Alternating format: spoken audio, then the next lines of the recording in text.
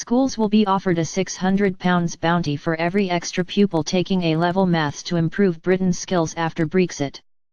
Philip Hammond will unveil a package of measures in today's budget designed to boost education and skills, as he warns that improving Britain's productivity is essential as the UK prepares to leave the EU. Mr Hammond, nicknamed Eeyore by critics for his gloomy view of Brexit, will also attempt to strike a more upbeat note about the UK's prospects as he fights to save his job. Philip Hammond will announce his budget on Wednesday and is expected to pledge £180 million to improve maths teaching as part of an initiative to improve workplace skills. The Chancellor will also promise billions for housing with a target to build 300,000 new homes per year and plans to make it easier for councils to build.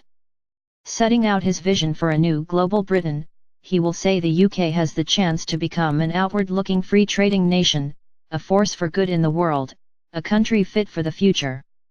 Relations between the Treasury and 10 Downing Street have been strained Indiana the run-up to the budget, with fresh speculation that the Chancellor could be sacked and a New Year reshuffle if today's package unravels in the way his March budget did.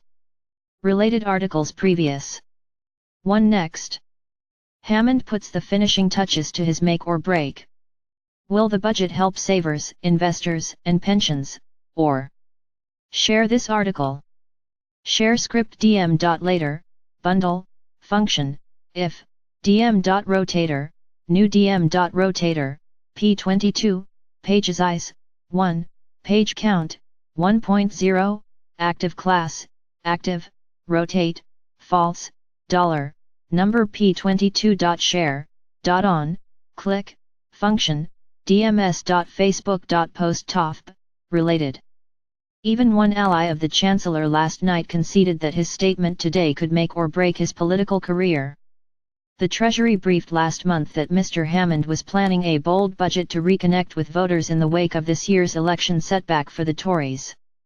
But, following warnings from party whips about the difficulty of pushing through radical measures, he has opted for a more cautious package. One cabinet minister told the Mail last week the budget looks set to be a car crash. The Chancellor is expected to announce billions to tackle the housing crisis, including a new target to build 300,000 homes a year and measures to make it easier for councils to build. Confirm that the national debt is on course to start falling as a proportion of GDP for the first time since the financial crisis. Introduce measures to help younger voters, including a possible cut in stamp duty for first-time buyers, and the extension of the young person's rail card to all under 30s. Insist that public sector workers must improve their productivity in return for an easing of the 1% pay cap. Announce a 40% increase Indiana research and development spending to make the UK a world leader in areas such as driverless cars and robotics. Stick to his plan to wipe out the deficit left by Labour by the middle of the 2020s. Mr Hammond will warn that the UK needs to embrace change, meet our challenges head-on and seize the opportunities for Britain as we prepare to leave the EU in March 2019. And he will say the UK needs to improve its flagging productivity, which has been flatlining for a decade, putting a brake on living standards. He will announce a £180 million investment in maths teaching, arguing that better workplace maths skills are essential to ensure the UK remains a competitive force in the global marketplace. Schools and colleges will receive an additional £600 for every extra pupil studying maths A-level, allowing them to invest in better provision. More help for young voters will come in the extension of the young person's rail card to everyone under the age of 30. The current cutoff is 25. Teachers in underperforming schools will be offered training grants worth up to £1,000 each to improve their skills. Mr Hammond will set aside more than £80 million to train an extra 8,000 computer science teachers. The Chancellor has been warned that Eurosceptic MPs will seize on any slip ups in today's budget to make life difficult for him.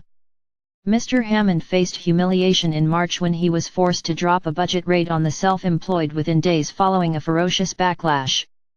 MPs have urged him to drop plans to increase diesel duty by a penny a litre and drop the VAT threshold for small businesses.